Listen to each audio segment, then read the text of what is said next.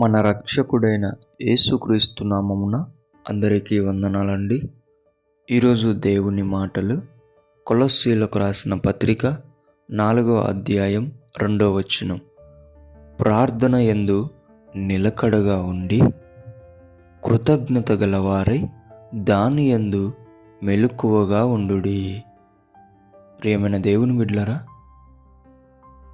మనలో శరీరం ఉంది, ఆత్మ కూడా ఉంది.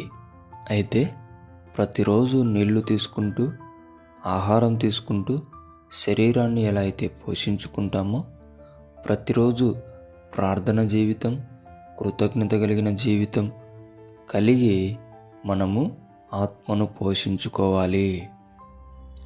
ఎప్పుడూ ఆరోగ్యంగా నీళ్లను ఆహారమును తీసుకుంటూ ఉంటే శరీరం ఆరోగ్యంగా ఉంటుంది.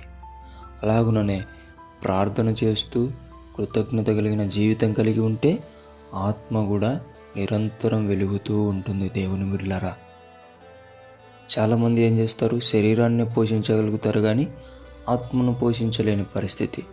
కాబట్టే లోకంలో కలిసిపోతూ ఉంటారు, లోక మాలిన్యంలో కలిసిపోతూ ఉంటారు, దాని నుంచి బయటికి రాలేని పరిస్థితి. అందుకే దేవుని బిడ్డలుగా మీరు అలా ఉండకూడదు. దేవుని బిడ్డలారా, మీరు ఏం చేయాలి? శరీరాన్ని పోషించాలి, ఆత్మను కూడా పోషించుకునే వారిగా ఉండాలి. దేవుని బిడ్డలారా, నీలో ఉన్నటువంటి దేవుడు పెట్టినటువంటి దీపము ఎప్పుడు వెలుగుతూ ఉండాలంటే నీలో ఏముండాలి? ప్రార్థన జీవితము, కృతజ్ఞత కలిగిన జీవితం ఉంటే గనక నిరంతరము నువ్వు వెలుగుతూ ఉంటావు, అనేకులను వెలిగిస్తూ ఉంటావు. దేవుని బిడ్డ, దేవుడి మాటలను దీవించునుగాక. ప్రార్థించుకుందాం. యేసయ్యా, మీకు వందనాలు, స్తోత్రాలు.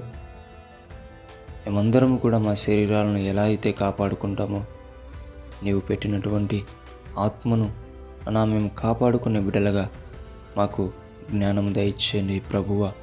ప్రతిరోజు ప్రార్థన కలిగిన జీవితం, ప్రతిరోజు కృతజ్ఞత కలిగిన జీవితం కలిగి జీవించే బిడ్డలుగా మమ్మల్ని అభిషేకించమని యేసు నామమున నిన్ను అడుగుతున్నాం తండ్రి. ఆమేన్.